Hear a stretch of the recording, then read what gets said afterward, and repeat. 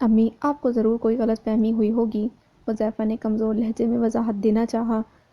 عین اسی پل شمع کمرے میں داخل ہوئی۔ اچھا مجھے غلط فہمی ہوئی ہے تو پوچھ لو شمع سے کہ کس کے ساتھ تھی وہ۔ شمع کو اندر داخل ہوتا دیکھ انیسہ نے انگلی اٹھا کر تیز نظروں سے گھورتے ہوئے کہا۔ شمع ناسمجھی سے ان دونوں کو دیکھنے لگی۔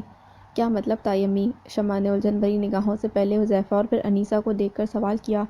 اتنی بھولی بننے کی ضرورت نہیں ہے شمع بی بی۔ جس شخص کا بیٹا دن دہاڑے میرے بچے کے ساتھ مار پیٹ کر کے تمہیں اٹھا لے گیا، اپنا غم غلط کرنے کے لیے تمہیں اسی کے باپ کا کندھا ملا تھا۔ آخر کیا چکر چل رہا ہے تمہارا ان ملکوں کے ساتھ؟ انیسہ نے کڑے تیوروں سے شمع کو گھورتے طنزیہ انداز میں سوال کیا۔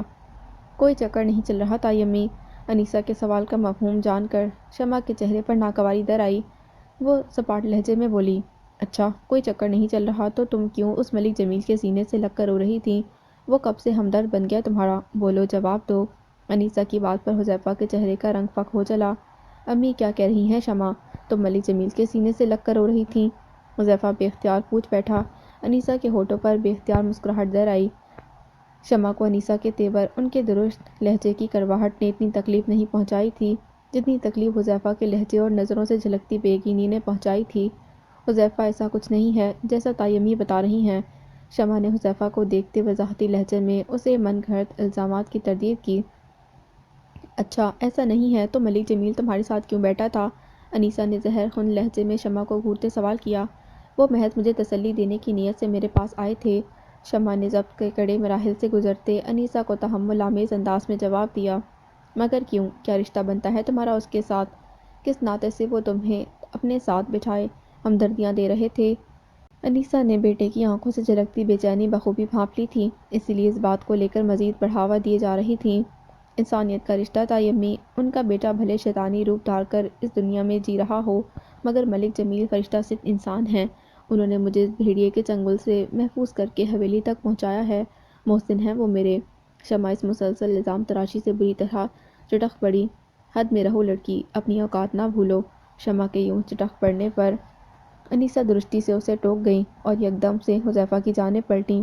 تم دیکھ رہے ہو اس کے تیور، زبان درازیاں، سارا دن اس شاہویز ملک کی صحبت میں گزار کر بالکل اسی کے رنگ میں رنگ چکی ہے۔ شمع لب بھیجے کبھی انیسہ کبھی حذیفہ کو دیکھے چلی گئی۔ بے غیرت بے حیا۔ انیسہ نے طیش کے عالم میں واپس مڑ کر سامنے کھڑی شمع کو دیکھا اور حقارت سے کہہ کر کمرے سے نکل گئیں۔ انیسہ کی بات ضبط کرنے کی کوشش میں شمع کی آنکھوں سے بے اختیار آنسو نکل آئے۔ بے بسی کی چادر میں لپٹے یہ آنسو وہ حذیفہ کی نظروں سے چھپا لینا چاہتی تھی، اسی غرض سے وہ بے اختیار دروازے کی جانب پلٹی۔ تمہیں امی کے ساتھ اس لہجے میں بات نہیں کرنی چاہیے تھی شمع۔ حذیفہ اسے یوں دیکھے جا رہا تھا، بے اختیار جتا گیا۔ شمع بے یقینی کے عالم میں پلٹ کر حذیفہ کو دیکھتے ہوئے بولی، حذیفہ تائی امی مجھ پر بہتان لگا رہی تھیں۔ انہوں نے تم پر کوئی بہتان نہیں لگایا شمع، انہوں نے جو دیکھا وہی کہا۔ حذیفہ کے لہجے میں یکدم ناگواری در آئی۔ حذیفہ یہ تم کہہ رہے ہو؟ تائی امی جب بھی مجھ پر غضبناک ہوتی تھیں تم میرا ساتھ دیا کرتے تھے اور اب؟ دکھ صرف شمع کی آنکھوں سے ہی نہیں بلکہ لہجے سے بھی جھلک رہا تھا۔ اب بہت کچھ بدل گیا ہے شمع، پہلے کی بات اور تھی۔ حذیفہ نے مدھم مگر عجیب سے لہجے میں کہتے سر جھکا لیا۔ پہلے کی بات اور تھی، تم کہنا کیا چاہتے ہو حذیفہ؟ شمع کو حذیفہ کی بات نے بری طرح ٹھٹکا ڈالا۔ وہ بے چین نگاہوں سے حذیفہ کے جھکے سر کو گھورنے لگی۔ پہلے تمہارے دامن پر کوئی داغ نہیں تھا شمع، میرے سامنے تم پر کوئی انگلی اٹھانے کی ہمت نہیں کر سکتا تھا مگر اب؟ حذیفہ نے یکدم سر اٹھا کر شمع کو دیکھتے یکلخت بات ادھوری چھوڑ ڈالی۔ مگر اب کیا؟ شمع کے لہجے میں کئی خوف اور اندیشے بولنے لگے۔ اب تم ایک اغوا شدہ لڑکی ہو، بدنام زمانہ ملک شاہویز کے ہاتھوں اغوا ہونے کا مطلب جانتی ہو؟ وہ تیز لہجے اور چبھتی نگاہیں شمع کے زرد پڑتے چہرے پر جمائے سوال کر رہا تھا۔ شمع کی آنکھیں بے اختیار جھلملا اٹھیں۔ سامنے بیٹھا حذیفہ اچانک اسے اجنبی محسوس ہونے لگا۔ حذیفہ ایسا تو نہ تھا، وہ تو اس پر جان چھڑکتا تھا، اس کے لیے دنیا سے لڑ مرنے کو تیار تھا۔ اس کے ہوتے ہوئے اسے کبھی اپنے حق کے لیے آواز بلند کرنے کی نوبت نہ آئی تھی۔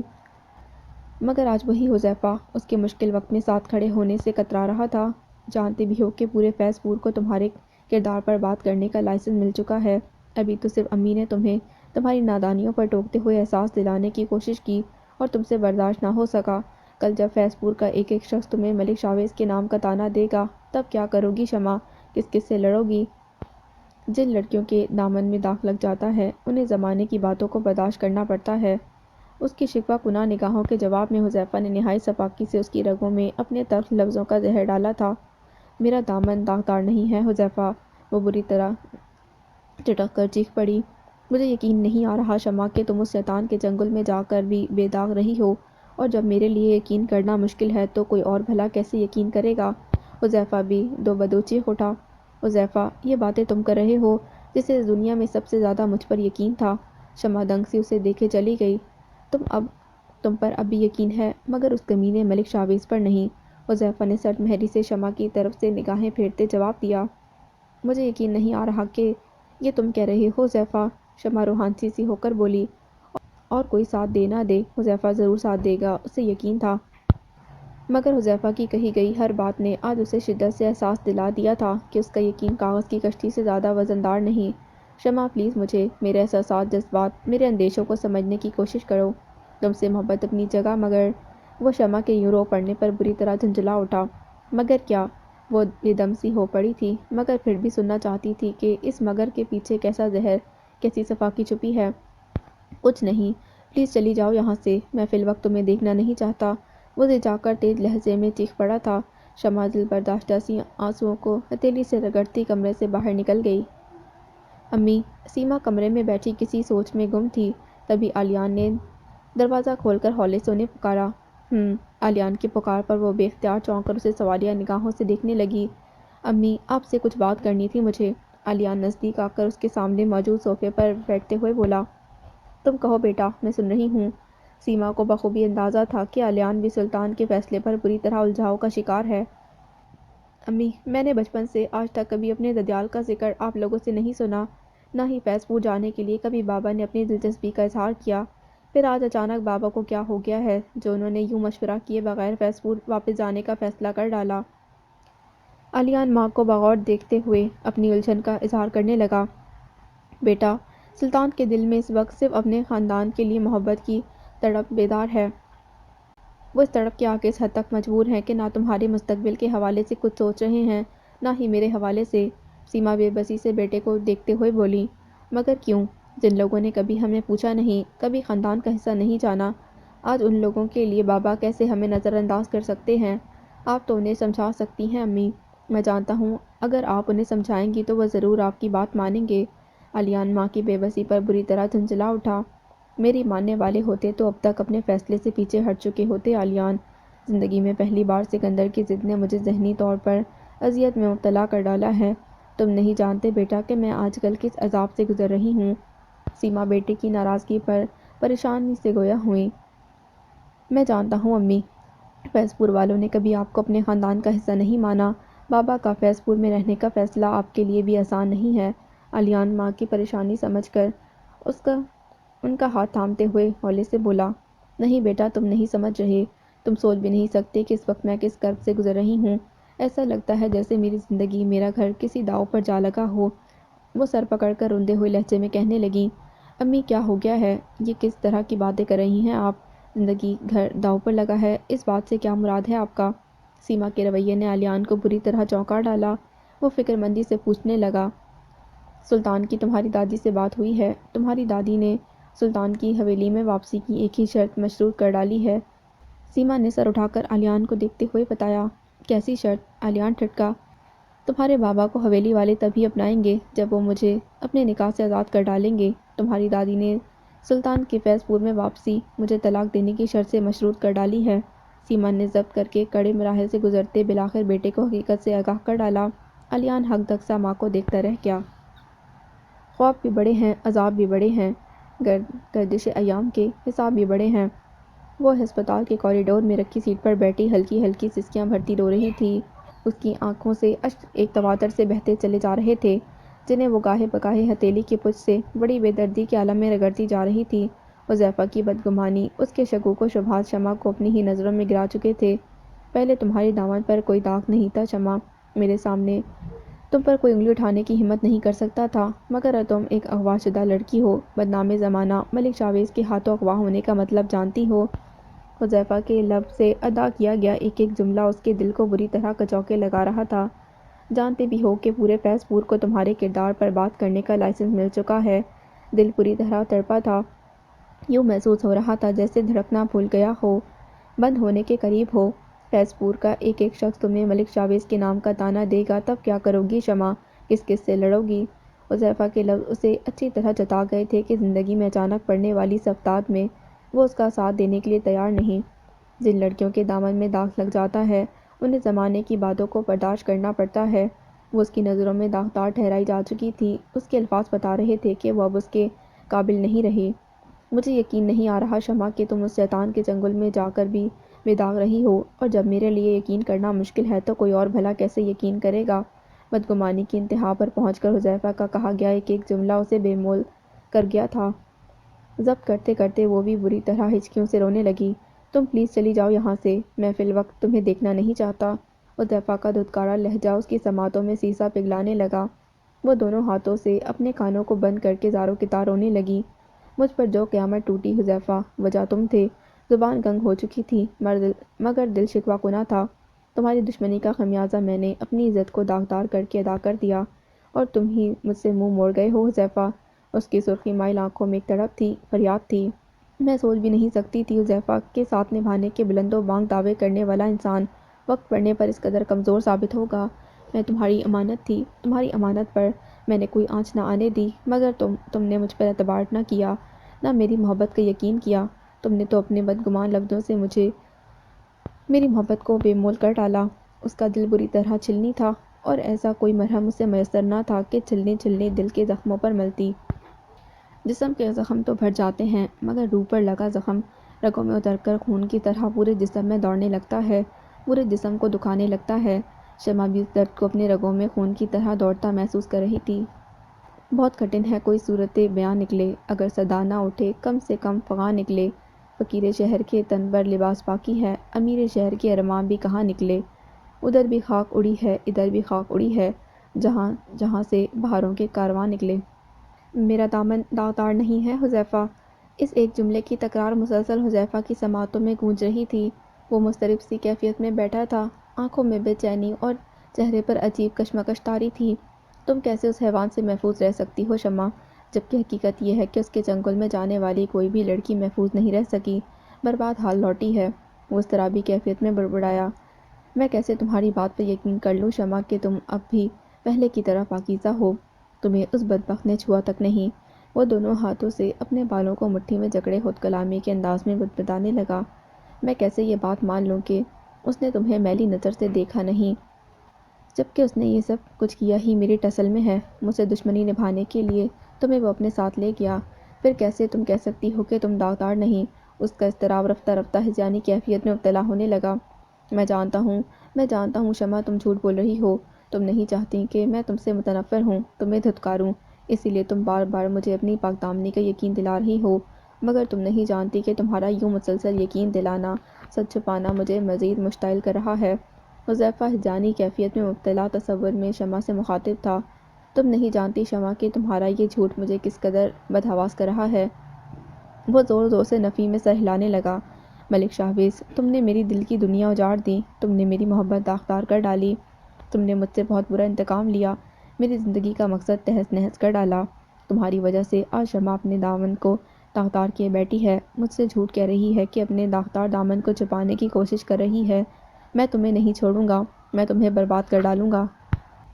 حذیفہ رنج و ملال کی کیفیت میں مبتلا تصور میں ملک شاہویز کو دھمکاتے یہ بھی بھول بیٹھا کہ اس کا دشمن پہلے ہی اپنے کیے کی سزا بھگتتا بستر مرگ پر پڑا ہے۔ لیکن میں تمہیں برباد بھی کر ڈالوں گا تو حاصل کیا؟ میری شمع وہ تو داغدار ہو چکی، اس کے وجود کی پاکیزگی کو تم نے تار تار کر ڈالا۔ وہ ایک بار پھر پچھتاوے کی آنکھ میں جھلسنے لگا۔ یہ سب کچھ میری وجہ سے ہوا ہے، میری وجہ سے شمع اس حال کو پہنچی ہے۔ میں کیسے اس کی نظروں کا سامنا کروں؟ خود کو کبھی معاف نہیں کر پاؤں گا۔ رنج و حزن، ملال، دکھ، پچھتاوا، حذیفہ ان احساسات اور کیفیات میں ہر گزرتے پل کے ساتھ مزید گھرتا چلا جا رہا تھا۔ میں زندگی کا ساتھ نبھاتا چلا گیا، ہر فکر کو دھوئیں میں اڑاتا چلا گیا۔ بربادیوں کا سوگ منانا فضول تھا، بربادیوں کا جشن مناتا چلا گیا۔ غم اور خوشی میں فرق نہ محسوس ہو جہاں میں دل کو اس مقام پر لاتا چلا گیا۔ وہ رنجیدہ سے بیٹھے اپنی زندگی کے سود و ضیاع کے حساب میں مشغول تھے۔ وقت نے ہمیشہ ان کے ساتھ عجیب کھیل کھیلا تھا۔ انہوں نے جب جب خوشی کو دل سے محسوس کرنا چاہا، اس خوشی کو ہی ان کی ذات سے دور کر ڈالا۔ سفینہ ان کی پہلی محبت تھی اور وقت نے بڑی بے دردی سے ان کی محبت کو ان سے دور کر کے شافی الدین جیسے ناقدر انسان کی جھولی میں ڈال دیا۔ وہ اب تک اس بچھڑی ہوئی محبت کا درد اپنے دل میں محسوس کرتے تھے، اور یہ درد تب مزید بڑھ جاتا جب وہ ملک فیاض سے شافی الدین اور سفینہ کی ازدواجی زندگی کے حوالے سے کوئی نہ کوئی خبر سنتے۔ سفینہ کی ہرما نصیبی ان کے دل کو بری طرح تڑپا ڈالتی، مگر وہ بے بس تھے، سفینہ کے لیے کچھ بھی کرنے سے قاصر تھے۔ ایک مدت سے انہوں نے اس عورت کو دیکھا تک نہیں جو آج ان کے دل کا درد بن کر ان کے وجود میں رہتی تھی، مگر وہ اس کے حال سے باخبر تھے، اندر ہی اندر کٹتے تھے۔ اسی لیے انہوں نے فیض پور میں قیام کرنا تک چھوڑ ڈالا تھا، مگر اس بار تو جیسے قسمت نے ان کے حصے میں ایک بار پھر کڑی آزمائش لکھ ڈالی تھی۔ سفینہ کی بیٹی کا ان کے بیٹے کے ہاتھوں اغوا ہونا ان کے لیے سہانے روح ثابت ہو رہا تھا، اور نوبت یہاں تک آ پہنچی کہ ان کے بیٹے کے کرتوت کے باعث آج سفینہ زندگی کی حدود سے نکل کر موت کے منہ میں جا پہنچی تھی۔ وہ اس کے غموں پر رنجور رہتے تھے، مگر آج ان کی ذات ہی سفینہ کے آگے مجرم بنی کھڑی تھی۔ ملک جمیل صاحب وہ سوچوں کے بھنور میں پھنسے تھے جب ہی انہیں عقب سے ڈاکٹر نے مخاطب کیا۔ وہ یکدم چونکتے ہوئے پلٹے۔ آپ کے بیٹے کو ہوش آ گیا ہے، وہ اب محفوظ ہے، ڈاکٹر نے اپنے مخصوص پروفیشنل انداز میں مسکرا کر ان کا کندھا تھپتھپاتے ہوئے کہا۔ واقعی شکر ہے میرے مولا، میں مل سکتا ہوں اپنے بیٹے سے۔ وہ بے اختیار اللہ کا شکر ادا کرتے خوشی سے استفسار کرنے لگے۔ آپ مل سکتے ہیں، لیکن جیسے کہ آپ کے علم میں ہے کہ آپ کے بیٹے کا معاملہ اقدام قتل کا ہے، ایسی صورت میں سب سے پہلے قانونی کارروائی متقاضی ہے۔ اسپتال کی جانب سے تھانے میں ملک شاویز کے ہوش میں آنے کی اطلاع بھجوائی جا چکی ہے۔ آپ کی اپنے بیٹے سے ملاقات اب قانونی کارروائی کے بعد ہی ممکن ہے، ڈاکٹر نے انہیں مکمل صورتحال سے آگاہ کرتے ہوئے سمجھایا۔ ٹھیک ہے ڈاکٹر صاحب، میں خود جاننا چاہوں گا کہ میرے بیٹے کو اس حال میں پہنچانے کے پیچھے آخر کس کا ہاتھ ہے۔ آپ اطمینان رکھیں، میں یہاں انسپکٹر کے آنے کا انتظار کر رہا ہوں، ملک جمیل نے کوآپریٹو انداز میں جواب دیا۔ ڈاکٹر پروفیشنل انداز میں مسکرا کر اس بات میں سر ہلا کر چلا گیا۔ ملک جمیل پرسوچ انداز سے ہاسپٹل کے کوریڈور میں ٹہلنے لگے۔ امی، یہ بات آپ نے مجھے پہلے کیوں نہ بتائی؟ حویلی والوں نے اتنا بڑا مطالبہ کر ڈالا بابا سے، اور بابا تب بھی وہاں جانا چاہتے ہیں۔ اٹس انبیئریبل، علیان بے یقین نگاہوں سے سیما کو دیکھتے کہنے لگا۔ میں خود بے یقینی کی کیفیت میں گرفتار ہوں بیٹا، اور سمجھ نہیں آ رہا کہ سلطان آخر چاہتے کیا ہیں۔ وہ کیوں نہیں سمجھ پا رہے کہ فیض پور لوٹنا ہم میں سے کسی کے حق میں بہتر نہیں، وہاں ہمارا انتظار صرف مشکلیں اور پریشانیاں ہی کر رہی ہیں۔ سیما اتنے دنوں سے اس مسئلے کو چھپاتے چھپاتے اب نڈھال ہو چکی تھیں۔ ہزاروں خوف اور اندیشے تھے جو ان کے وجود کو ہلکان رکھتے تھے، اور اب ان فکروں میں علیان بھی گھر چکا تھا، سو اب اس سے کچھ بھی چھپانا، اندھیرے میں رکھنا اس کے ساتھ زیادتی کے مترادف تھا، اس لیے اسے حقائق تفصیل سے بتانے لگیں۔ بابا نہیں سمجھ رہے کہ یہ ان کا جذباتی فیصلہ ہم سب کی زندگیوں کے ساتھ کھیلنے کے مترادف ہے۔ جب حویلی والے آج بھی آپ کے بابا کے ساتھ نکاح جیسے مقدس رشتے کو قبول کرنے سے انکاری ہیں، تو پھر وہ کیسے میرے اور نویرہ کے رشتے کو مانیں گے؟ امی، آپ ٹھیک کہہ رہی ہیں، بابا نے ہم سب کی زندگیاں داؤ پر لگا ڈالی ہیں، علیان متفکر سے انداز میں سر ہلاتے ہوئے کہنے لگا۔ یہی فکر تو مجھے کھائی جا رہی ہے علی، سکندر کو میں نے ہر طرح سے سمجھا کر دیکھ لیا، مگر وہ آج بھی اس موضوع پر کوئی بات سننے کو تیار نہیں ہے۔ سیما بھی پر افسوس انداز میں سر ہلاتے ہوئے بولی۔ سمجھ نہیں آ رہا کہ بابا کو آخر ہوا کیا ہے؟ بابا ایسے تو نہ تھے، علیان الجھے ہوئے انداز میں بولا۔ تمہارے بابا ہمیشہ سے ایسے تھے، کسی بات کو ٹھان لیتے تو نتائج کی پرواہ نہ کرتے، بس وہ کام کر گزرتے۔ سیما ماضی کو یاد کرتے آہستگی سے گویا ہوئیں۔ علیان چپ سادے ساری صورتحال کے متعلق سوچنے لگا۔ علیان بیٹا، اب تم ہی میری ڈھال ہو، میرا سہارا ہو، بیٹا اب تمہارا ہی آسرا ہے، تم ہی ہو جو اپنے باپ کو اس فیصلے سے باز رکھ سکتے ہو، تم ہی ہو جو اپنے باپ کو فیض پور جانے کے فیصلے سے روک سکتے ہو۔ سیما بڑی آس لگائے بیٹھے اپنے جوان قد بیٹے سے مخاطب ہوئیں۔ آپ فکر نہ کریں امی، میں بابا کے ہر اس فیصلے کی راہ میں رکاوٹ بنوں گا جو ہماری زندگیوں میں طوفان برپا کرنے کا باعث بن رہا ہوگا۔ علیان نے ماں کے خوف و خدشات میں گھرے وجود کو دیکھ کر مسکراتے ان کا ہاتھ تھام کر یقین دلایا۔ میں جانتی ہوں میری جان، تم پر بھی تو مجھے اپنی جان سے بڑھ کر یقین ہے، سیما نے پرشفقت انداز میں مسکراتے علیان کا ماتھا چومتے ہوئے کہا۔ قسط نمبر 8۔ ملک شاویز، آپ پر کس نے قاتلانہ حملہ کیا تھا؟ انسپکٹر ملک شاویز کے سامنے کھڑا سوال کر رہا تھا۔ ملک شاویز کی نگاہوں میں شافی الدین کا چہرہ گھوم گیا۔ شافی الدین کی کہی باتیں اس کی سماعتوں پر ہتھوڑے برسانے لگیں۔ تمہیں میں کسی قابل چھوڑوں گا تو تم مجھ تک پہنچنے کے قابل رہو گے ملک شاویز، اگر انجان ہو تو میں تمہیں آج اچھی طرح بتا دوں کہ حویلی والوں کی عزت پر نظر رکھنے والوں کا یا ہاتھ ڈالنے والوں کا اس کا انجام عبرتناک موت ہی ہوگا۔ ملک شاہویز، آپ نے بتایا نہیں، آپ پر قاتلانہ حملہ آخر کس نے کروایا؟ انسپکٹر نے جواب میں خاموشی پا کر ایک بار پھر سوال کیا۔ شاہویز بیٹے، انسپکٹر صاحب کو بتاؤ کہ کس نے تمہیں اس حال تک پہنچایا، کون ہے تمہاری اس تکلیف کا ذمہ دار؟ ملک جمیل شاہویز کے دائیں جانب کھڑے منتظر نگاہوں سے دیکھتے استفسار کرنے لگے۔ شاہویز ناشتگی سے نگاہ گھما کر باپ کے چہرے کی جانب دیکھا اور دھیرے سے بولا، شافی الدین۔ ملک جمیل حق تک سے بیٹے کا چہرہ دیکھتے رہ گئے۔ شمع بیٹا، وہ آئی سی یو کے باہر گمسم سی بیٹھی حذیفہ کے بدلتے رویے کے متعلق سوچ رہی تھی، تبھی شافی الدین نے اسے نزدیک آ کر دھیرے سے پکارا۔ وہ بے ساختہ چونکتے ہوئے پلٹی۔ کیا سوچ رہی ہو؟ یہ سوال بنتا تو نہیں تھا مگر پھر بھی وہ کر گئے۔ بعض سوالات انتہائی بے وزن ہوتے ہیں مگر صرف اسی لیے پوچھے جاتے ہیں کہ گفتگو کا سلسلہ بنے۔ شافی الدین کو بھی آج اپنے اور اپنی بیٹی کے درمیان کھڑی اجنبیت کی دیوار کو ڈھانے کے لیے اس بے مول سوال کی ضرورت آن پڑی تھی، جبکہ وہ بخوبی جانتے تھے کہ ان کی بیٹی اس وقت کیا سوچ رہی ہوگی۔ گزشتہ چند دنوں میں جس طرح اس کی زندگی نے پلٹا کھایا ہے، اس کے بعد اس کا ذہن تو ہزار اندیشوں میں گھرا ہوگا۔ وہ بیٹی کے مغموم چہرے کو دیکھتے اس کے قریب جا بیٹھے۔ بابا، زندگی اتنی ناقابل فہم کیوں ہوتی جا رہی ہے؟ ہر گزرتا پل جیسے میرے لیے ایک امتحان ہو۔ حذیفہ اور ملک شاہویز کی لڑائی، ملک شاہویز کا مجھے اغوا کرنا، امی کو دل کا دورہ پڑنا اور اب حذیفہ۔ وہ بہت دیر سے ان اذیتناک سوچوں سے لڑ رہی تھی۔ باپ کا قرب پا کر وہ ہارے ہوئے لہجے میں کہتی چلی گئی۔ حذیفہ کا ذکر کرتے ہی وہ یکدم سے خاموش ہو گئی مگر شافی الدین بری طرح ٹھٹک گئے۔ حذیفہ کیا؟ تم کہتے کہتے رک کیوں گئی شمع؟ وہ بے اختیار سوال کر گئے۔ کچھ نہیں بابا، وہ سر جھکائے ہاتھوں کی انگلیاں مروڑتی ہوئی الجھے ہوئے لہجے میں بولی۔ کچھ تو ہے بیٹا جو تمہیں بے حد پریشان کر رہا ہے، مجھے بتاؤ، میں تمہارا باپ ہوں شمع، تمہاری فکر، تمہاری پریشانی ہر حال میں دور کروں گا۔ شافی الدین بیٹی کا مضطرب چہرہ دیکھ کر بری طرح بے چین ہو اٹھے۔ بابا، امی، شمع نے ان کی بے تابی پر بے اختیار نظریں اٹھا کر باپ کو دیکھا۔ اس کی آنکھیں اشک بار تھیں، لہجے میں ایسی تڑپ تھی کہ شافی الدین کو اپنا دل کٹتا محسوس ہوا۔ بابا، امی کو بچا لیں، انہیں ہماری زندگی سے دور مت جانے دیں، انہیں روک لیں، ان کے دم سے میں زندہ ہوں بابا، اور انہیں اس حال میں دیکھ کر میرا دل رو رہا ہے، میری وجہ سے وہ اس حال تک پہنچی ہیں بابا، آپ انہیں میری خاطر بچا لیں، اگر انہیں کچھ ہو گیا تو میں بھی زندہ نہیں رہ پاؤں گی۔ شمع یکدم ان کا ہاتھ تھام کر رو پڑی۔ شافی الدین کو ایسا لگا جیسے ان کی سانسیں روک لی گئی ہوں۔ بیٹی کی تڑپ نے پہلی بار احساس دلایا تھا کہ سفینہ کی زندگی ان کے لیے کس قدر ضروری ہے۔ پہلی بار انہیں احساس ہوا تھا کہ وہ سیدھی سادی عورت جو ہر لمحہ ان کے زیر عتاب رہی، وہ در حقیقت ان کے آشیانے کی روح تھی۔ ان کا گھر اس عورت کی ذات سے ہی آباد تھا۔ پہلی بار سفینہ کا وجود انہیں اپنے لیے بے حد اہم محسوس ہوا۔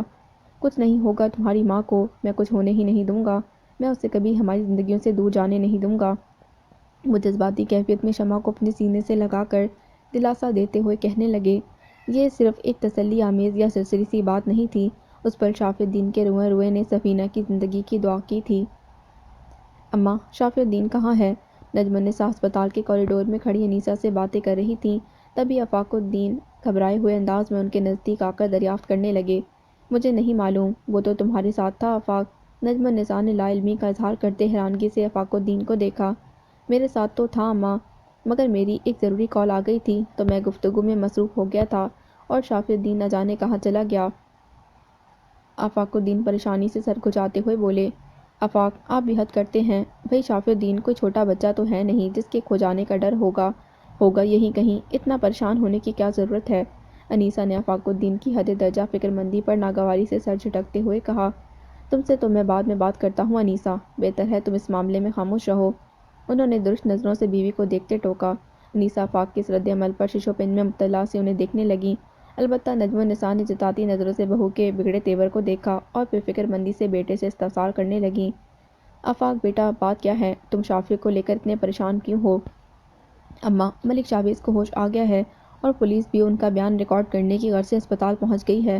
مجھے خدشہ ہے کہ کہیں ملک شاہویز اس قاتلانہ حملے میں شافی کا نام نہ لے ڈالے، اگر ایسا ہوا تو یہاں کافی تماشا لگ جائے گا، بہت مشکل کھڑی ہو جائے گی معاملہ سلجھانے میں، اسی لیے بہتر ہے کہ شاہویز سمیت آپ سب لوگ گھر چلے جائیں۔ آفاق الدین ماں کو تفصیل سناتے ہوئے بولے۔ ساری بات سن کر نجم النساء کے چہرے پر بھی پریشانی اور تفکر کی لکیریں پھیل گئیں۔ لو، شمع کے اغوا ہونے پر کیا کم خاک پڑی تھی ہمارے سروں پر جو شافی الدین پر قتل کا پرچہ کٹنے لگا۔ شافیہ اور اس کی بیٹی تو لگتا ہے ہمیں کہیں منہ دکھانے کے قابل نہ چھوڑیں گے۔ انیسہ موقع ملتے نخوت سے ناک چڑھاتے پھر بول پڑی تھیں، تم حویلی کی عزت کی پرواہ نہ کرو انیسہ، جب تک میں زندہ ہوں حویلی کی عزت پر کوئی آنچ نہیں آنے دوں گی۔ تمہیں فکر کرنے کی ضرورت نہیں، تم اپنی فکر کرو، کیونکہ سفینہ کو اگر کچھ ہوا تو میں تمہیں معاف نہیں کروں گی۔ انیسہ کی بدلحاظی نجم النساء کو ایک آنکھ نہ بھائی تو بیٹے کے سامنے ہی انہیں بے درے لتاڑ گئیں۔ انیسہ کو تو توقع ہی نہیں تھی کہ نجم النساء یوں بیچ بازار ان کی پکی پکائی ہنڈیاں پھوڑ دیں گی۔ ساس کی لتاڑ پر وہ بے ساختہ سٹ پٹاتے آفاق الدین کو دیکھنے لگیں۔ آفاق الدین کی خشمگین نگاہیں لمحہ بھر میں انہیں سمجھا گئیں کہ سفینہ کو تضحیک اور رسوائی اس بار انہیں حویلی والوں کے کٹہرے میں لا کھڑا کر کے ہی چھوڑے گی۔ وہ لب کھینچتے نگاہ پھیر کر دل ہی دل میں اس معاملے سے اپنا دامن بچانے کی تدبیریں ڈھونڈنے لگیں۔ اماں آپ شمع کو بھی ساتھ لیں اور گاڑی میں بیٹھیں، میں آفاق کو دیکھتا ہوں کہ کہاں ہے، پھر بھیجتا ہوں آپ کی طرف۔ آفاق ماں کو ہدایت دے کر واپس چلے گئے۔ جاؤ شمع کو لے کر آؤ، نجم النساء نے ایک نظر انیسہ کو دیکھتے ہوئے کہا اور خود آگے بڑھ گئیں۔ شمع کو لے کر آتی ہے میری جوتی، انیسہ حقارت بھرے لہجے میں بڑبڑاتے ہوئی پیر پٹک کر اندر چلی گئیں۔ وہ خاموشی سے کھڑے بیڈ پر ساکت پڑے وجود کو دیکھ رہے تھے۔ ان کے چہرے پر اس پل زمانے کے سود و ضیاع کا حساب پنجے گاڑے بیٹھا تھا۔ کیا کھویا کیا پایا شافی الدین، آج کا دن غضب کا تھا۔ ان کا ضمیر انتہائی گہری نیند لے کر بیدار ہوا تھا اور ہوش سنبھالتے ہی ان سے سوال و جواب طلب کرنے لگا۔ شافی الدین کے لبوں پر گہری خاموشی جا ٹھہری تھی۔ کھونے اور پانے کا احتساب کرنے کو تو خود کو خسارے میں ہی پاتے۔ وہ محبت جو سراب بن چکی تھی، اس کے واسطے محبت کی اس دیوی کو زندہ لاش بنا ڈالا جو آج ایک ایسی عدالت میں کھڑے تھے جہاں اپنی ذات کا احتساب کرنے والے بھی وہ خود تھے اور اپنی وکالت کرنے والے بھی خود تھے۔ کیا جانتے ہو اس عورت کو؟ ان کے ضمیر نے اہم سوال اٹھایا۔ ہاں جانتا ہوں، انہوں نے آہستگی سے اقرار کیا۔ کیا لگتی ہے تمہاری؟ ایک اور سوال کی صدا سنائی دی، مگر جواب میں خاموشی چھائی رہی۔ کیا بہت اپنی ہے تمہاری؟ ضمیر نے ایک بار پھر ان کے دل کو ٹٹولا، شاید بہت آہستگی سے اقرار کیا۔ کیا محبت کرتے ہو اس سے؟ اگلا سوال نہایت دشوار تھا۔ اب شافی الدین ششوپن میں مبتلا سے لب کاٹتے سفینہ کو دیکھتے چلے گئے۔ کیا یہ عورت محبت کرتی ہے تم سے؟ اگلا سوال بھی محبت پر قائم تھا، البتہ زاویہ بدل گیا۔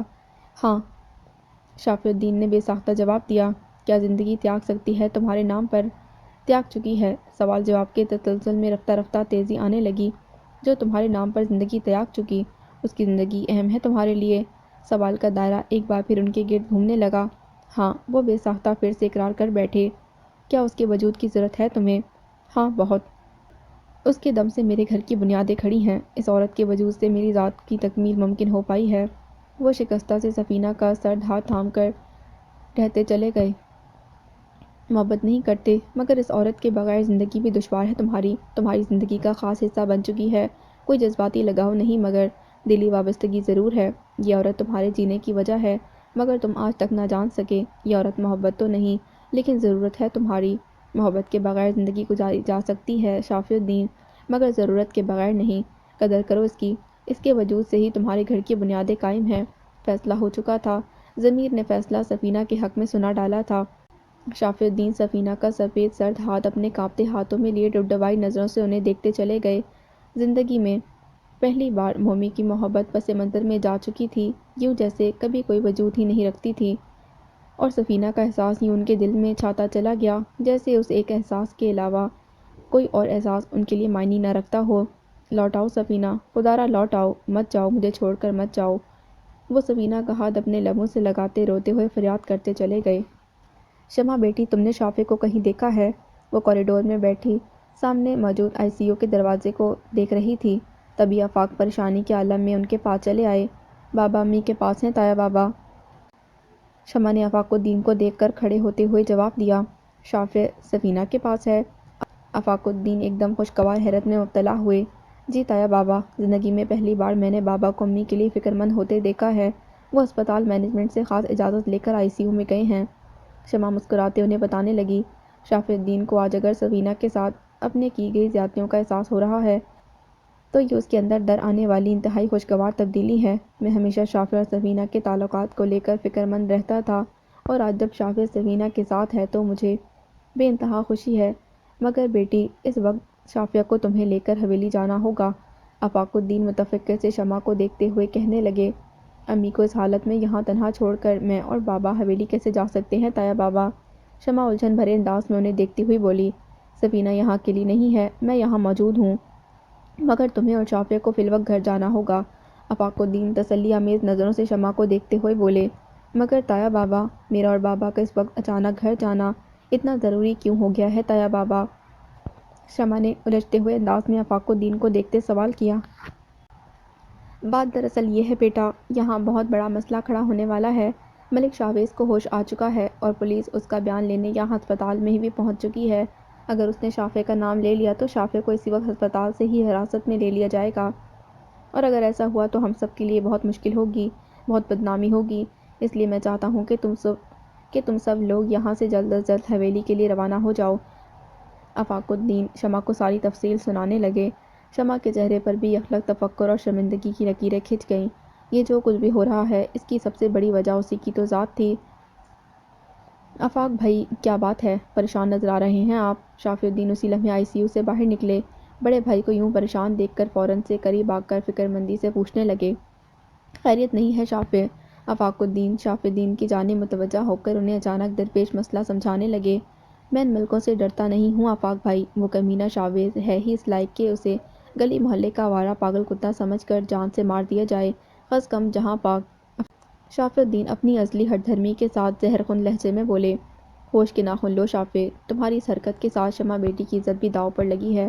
جو بات اب تک بڑی مشکلوں سے ہم نے دبا رکھی ہے، تم کیوں چاہتے ہو کہ وہ بات کھل کر سب کے سامنے سب کی زبانوں پر آ جائے؟ آفاق الدین خفگی بھرے انداز میں اپنے چھوٹے مگر انتہائی جذباتی بھائی کو جھڑکتے ہوئے بولے۔ کیا مطلب آفاق بھائی؟ شافی الدین نے ناسمجھی کے عالم میں انہیں دیکھتے ہوئے استفسار کیا۔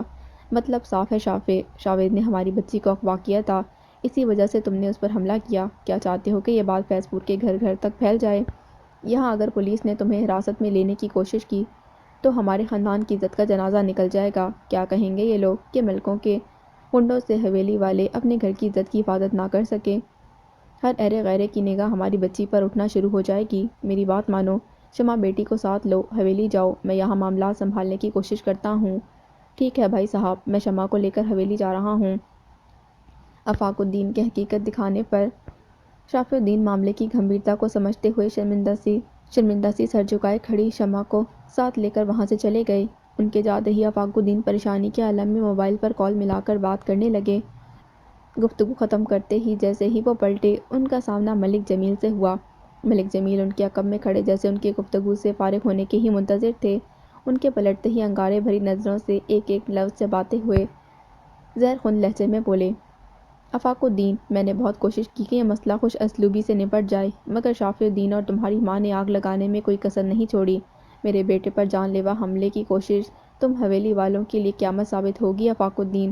شافی الدین کو یہاں سے فرار کرا کر کچھ حاصل نہ ہوگا، میں خود پولیس لے کر حویلی جاؤں گا اور شافی الدین کو ہتھکڑیاں لگواؤں گا۔ ملک جمیل منہ سے شعلے اگلتے وہاں سے جانے کے لیے پلٹ گئے۔ جمیل رکو، میری بات سنو۔ آفاق الدین روکتے رہ گئے، مگر ملک جمیل ان کی صداؤں کو سنی انسنی کرتے وہاں سے تن فن کرتے چلے گئے۔ آفاق الدین مضطرب سی کیفیت میں سوچتے ہوئے موبائل پر کال ملانے لگے۔ ہیلو، ہاں سلطان۔ کال پر رابطہ ہوتے ہی وہ بےتابی سے بولے۔ لاؤنج میں سیما اور شہنیلا بیٹھی باتیں کر رہی تھیں۔ علیان وہیں بیٹھا لیپ ٹاپ پر کام کر رہا تھا، جبکہ نویرہ ٹرے میں چائے کی خالی پیالیاں سمیٹ رہی تھی۔ تبھی سلطان حواس باختگی کے عالم میں لاؤنج میں داخل ہوئے۔ سیما، سیما کہاں ہو تم؟ ان کے یوں پکارنے پر وہ سب ہی چونک کر انہیں دیکھنے لگے۔ کیا بات ہے سلطان، خیریت تو ہے؟ آپ اتنے پریشان کیوں ہیں؟ سیما حیرانگی سے انہیں دیکھتے ہوئے بولی۔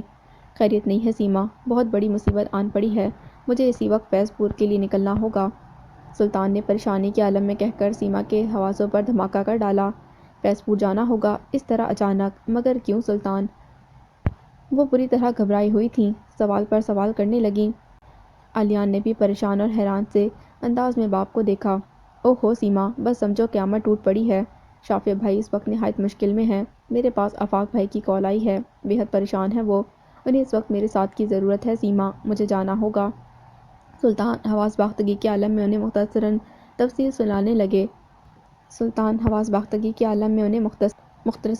سنانے لگے۔ لیکن سلطان، سیما کے حواس سلطان کے فیض پور جانے کا سنتے ہی مختل ہونے لگے۔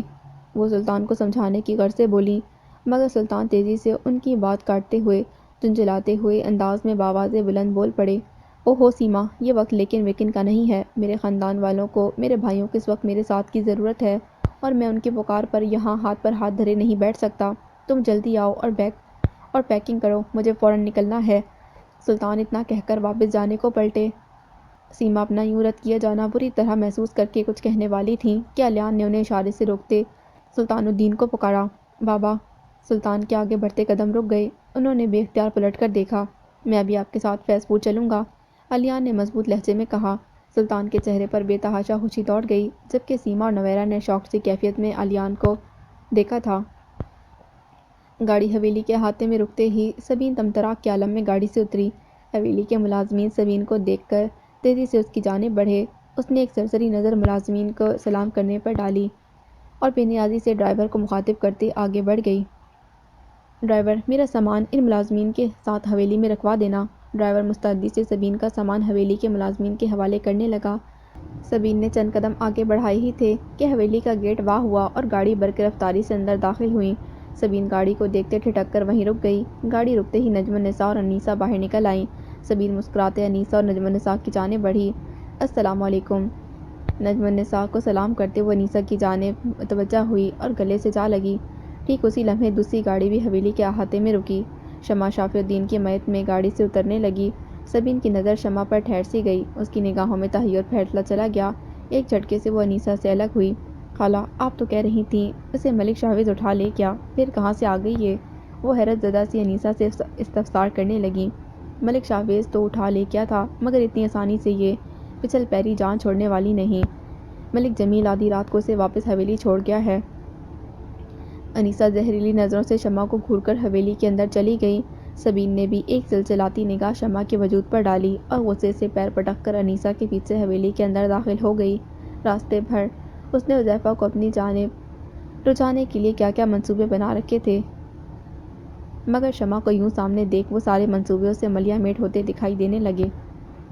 شافی الدین اپنے کمرے میں مضطرب سی کیفیت میں بیٹھے تیزی سے بدلتے تشویشناک حالات کے بارے میں سوچ رہے تھے۔ تبھی نجم النساء ان کے کمرے میں چلی آئیں۔ انہیں پریشان سا بیٹھا دیکھ وہ ہولے سے پکار اٹھیں، شافی الدین! اماں، یہ جو کچھ بھی ہو رہا ہے اس کے پیچھے ضرور کوئی بات ہے۔ شافی الدین ماں کو سامنے پاتے ہی بے اختیار بول اٹھے، کیا مطلب شافی الدین؟ کس طرح کی بات کا ذکر کر رہے ہو تم؟ نجم النساء نے اچنبھے سے بیٹے کو دیکھتے استفسار کیا اور سامنے مسیری پر جا بیٹھیں۔ کوئی بات ہے اماں جو حذیفہ ہم سب سے چھپا رہا ہے؟ ملک شاہویز نے ایسے ہی ہم سے دشمنی نہیں نکالی ہے، کوئی راز ہے جو حذیفہ سے جڑا ہے اور وہ ہم سب سے چھپا رہا ہے۔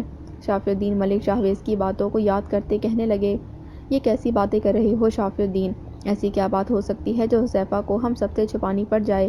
نجم النساء ناسمجھی سے بیٹے کو دیکھتے ہوئے بولی، اگر میں یہ بات جان جاتا تو آپ سے کیوں ذکر کرتا اماں؟ وہ جھنجھلائے انداز میں بولے، تو جب جانتے ہی نہیں ہو کچھ تو یہ باتیں بنا ہی کیوں رہے ہو؟ نجم النساء بھی بیٹے کی جھنجھلاہٹ پر بگڑتے ہوئے بولی، بنا سوچے سمجھے یہ باتیں نہیں کر رہا اماں، ملک شاہویز نے کہی ہیں یہ باتیں مجھ سے۔ تانا دیا اس نے حویلی والوں کی عزت پر کہ جب سر پیٹنے کا وقت آتا ہے تبھی حویلی والوں کو ہوش آتا ہے۔ ایسا کیا ہوا ہماری ناک کے نیچے جس کی خبر ملکوں کو ہے مگر ہمیں نہیں؟ شافی الدین ایک جھٹکے سے اپنی جگہ سے اٹھ کھڑے ہوئے اور کمرے میں ٹہلنے لگے۔ ان کے انداز میں بے چینی تھی، اضطراب تھا۔ بکواس کر رہا ہوگا یہ کمبخت ملک شاہویز، فساد ڈال رہا ہے ہم سب کے رشتوں میں، اور تم ہمیشہ کے جذباتی اس کی باتوں میں فوراً سے آ کر اپنی خونی رشتوں پر شک کرنے لگے۔ مت بھولو کہ حذیفہ صرف تمہارا بھتیجا ہی نہیں بلکہ ہونے والا داماد بھی ہے۔ اس پر شک کرنا چھوڑو شافی الدین اور اپنی فکر کرو۔ نجم النساء بیٹے کی باتوں پر سر جھٹکتے ہوئے خوب جھاڑ پلا گئیں۔ اس کے نزدیک شافی الدین کے ان شکوک و شبہات کی رتی بھر بھی اہمیت نہ تھی۔ حذیفہ میرا ہونے والا داماد ہے، اسی لیے زیادہ فکر مند ہوں اماں، اور میرے ساتھ ساتھ آپ بھی آنکھیں کھول لیں، کیونکہ جس فساد کا ذکر آپ کر رہی ہیں وہ فساد انیسہ بھابھی ہمارے درمیان ڈالنے کو تیار بیٹھی ہیں۔ شافی الدین واپس بیٹھتے اپنے کہے ایک ایک لفظ پر زور دیتے ماں کو دیکھ کر بولے، کیا مطلب؟ کیا کیا ہے انیسہ نے؟ انیسہ کے ذکر پر نجم النساء یکدم چونکی۔ میری بیٹی کے کردار پر انگلی اٹھا رہی تھی وہ، اسے حذیفہ کی نظروں میں بد کردار ثابت کرنے کی کوشش کر رہی تھی وہ، میں نے خود اپنے کانوں سے سنا ہے اماں۔ انیسہ بھابھی حذیفہ کے دل میں شمع کے لیے بدگمانی پیدا کرنا چاہ رہی ہیں اماں۔ شافی الدین وہ ساری باتیں جو انہوں نے انیسہ کو حذیفہ سے کہتے سنی تھیں نجم النساء کو بتانے لگے۔ نجم النساء کے چہرے پر بھی تفکر بھری لکیریں نمایاں ہونے لگیں۔ یہ بات جان لے اماں، شمع کے ساتھ جو کچھ بھی ہوا اس کا ذمہ دار حذیفہ ہے۔ ملک شاویز نے اس کی دشمنی میں شمع کو اغوا کیا تھا، اور اگر انیسہ بھابی نے میری بیٹی کو بد کردار ثابت کرنے کی کوشش کی تو میں انہیں بخشوں گا نہیں۔ اور اس کے لیے مجھے یہ پتہ لگانا ضروری ہے کہ حذیفہ آخر کون سا راز چھپا رہا ہے۔ شافی الدین بولتے بولتے سوچ میں پڑ گئے۔ نجم النساء بھی پریشان کن نظروں سے شافی الدین کو دیکھ کر انیسہ کے متعلق سوچنے لگیں۔ جب سے شمع کے اغوا کا معاملہ اٹھا تھا تب سے ہی انیسہ کے تیور کافی بدلے تھے۔ وہ یہ بات بخوبی جانتی تھی کہ حذیفہ اور شمع کا رشتہ انیسہ نے کبھی دل سے قبول نہیں کیا تھا، اور شمع سے ان کا رویہ عموماً اکھڑا اکھڑا ہی رہتا تھا، مگر نجم النساء نے ان باتوں کی کبھی پرواہ نہیں کی۔ وہ اس گھر کے سیاہ اور سفید کی مالکن تھیں، کرتا دھرتا تھیں، ان کے فیصلے پر کسی کا دل راضی ہو یا نہ ہو ہر حال میں ماننا پڑتا تھا۔ حذیفہ اور شمع کا رشتہ انہوں نے ان کے بچپن میں ہی طے کر رکھا تھا، اور ان کے لیے اتنا ہی کافی تھا کہ ان کے دونوں بیٹے ان کے فیصلے سے خوش اور مطمئن تھے۔ مگر اب صورتحال یکسر بدل چکی تھی۔ انیسہ کے دل میں پلتا بغض اور نفرت اب اودھ کر سامنے نکل رہا تھا، اور اس انات کا رنگ انتہائی بدنما تھا۔ نجم النساء انیسہ کے مزاج کے بدلتے رنگ پر ابھی سوچ ہی رہی تھیں کہ دروازے پر ہونے والی دستک نے انہیں چونکا ڈالا۔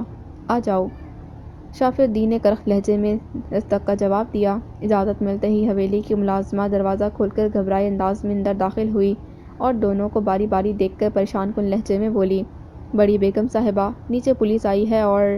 ملازمہ اتنا کہہ کر یکدم سے چپ ہو گئی۔ اور کیا؟ جلدی کہو۔ نجم النساء نے اس کی خاموشی پر گھرکا۔ ملک جمیل بھی پولیس کے ساتھ آیا ہے۔ ملازمہ جلدی سے اپنی بات مکمل کر کے چلی گئی۔ نجم النساء معاملے کی سنگینی کو سمجھتے ہوئے ایک گہری سانس بھر کر سامنے بیٹھے شافی الدین کو دیکھتے ہوئے بولی، آفاق کو کال ملاؤ۔ شافی الدین ماں کی ہدایت پر سر ہلاتے آفاق الدین کو کال ملانے لگے۔ یہ تم نے کیا کیا علیان؟ علیان کمرے میں اپنے کپڑے ٹیچی میں رکھ رہا تھا، تبھی سیما غصے سے جھنجھلاتی کمرے میں داخل ہوئیں اور اس پر برس پڑیں۔ ماما میں… علیان نے پلٹ کر ماں کو دیکھا اور ہاتھوں میں پکڑی قمیص کو بستر پر رکھ کر ماں کی جانب بڑھتے سمجھانا چاہا، مگر سیما جیسے اس کی کسی بات کو سننے کے لیے راضی نہ تھیں۔ ایک دم سے علیان کی بات کاٹتے تیز لہجے میں بولیں، کیا میں علیان؟ تم نے وہی کیا جو سلطان تم سے چاہتے تھے۔ ماما آپ میری بات تو سنیں۔ علیان نے ان کا ہاتھ تھام کر سمجھانا چاہا، فیض پور والوں کی حقیقت، ان کے ارادے سب کچھ جانتے بھی تم سلطان کے ساتھ وہاں جانے کے لیے تیار کھڑے ہو۔ سلطان کی طرح تم نے بھی مجھے اکیلا چھوڑ دیا علیان۔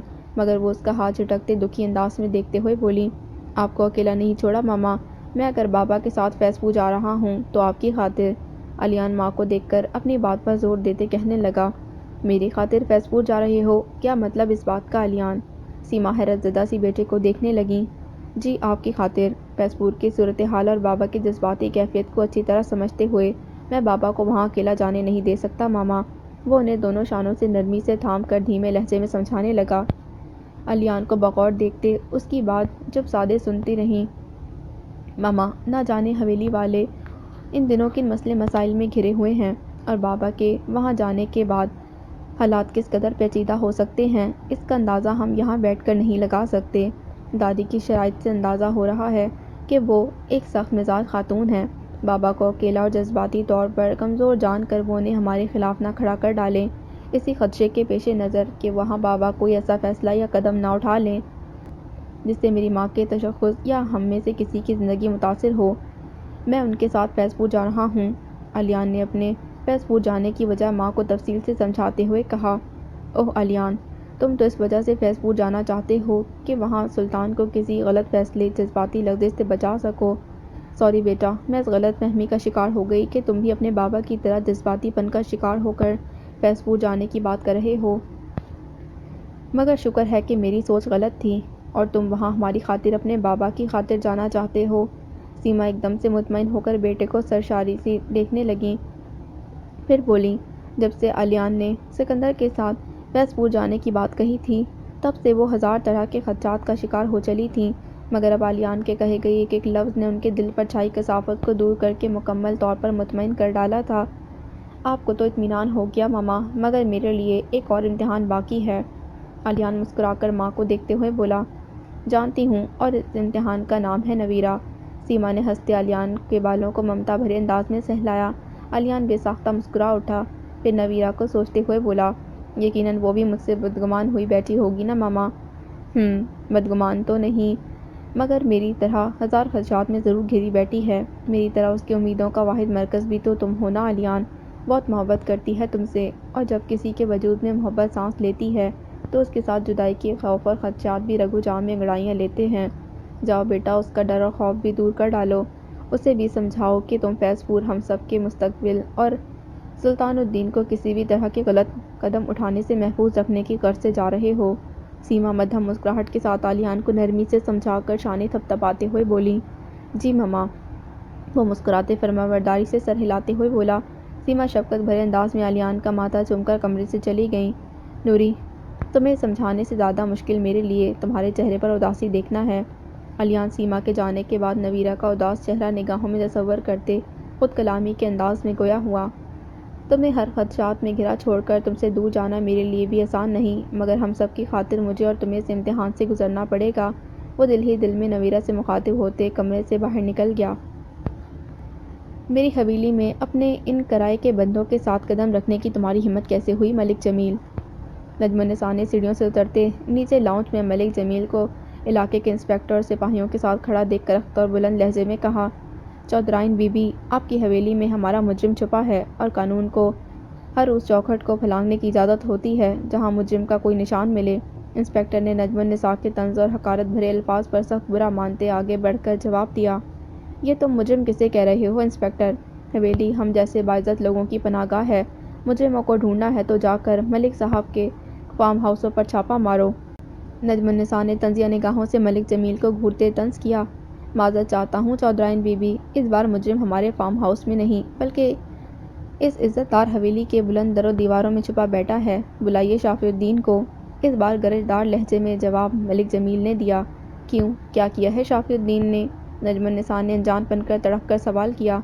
شافی الدین نے میرے بیٹے پر قاتلانہ حملہ کیا ہے اور اس کا یہ جرم میں کسی صورت معاف کرنے کے لیے تیار نہیں ہوں چودھرائن بی بی۔ ملک جمیل چند قدم آگے بڑھ کر نجم النساء کے روبرو کھڑے ہوتے سخت لہجے میں بولے۔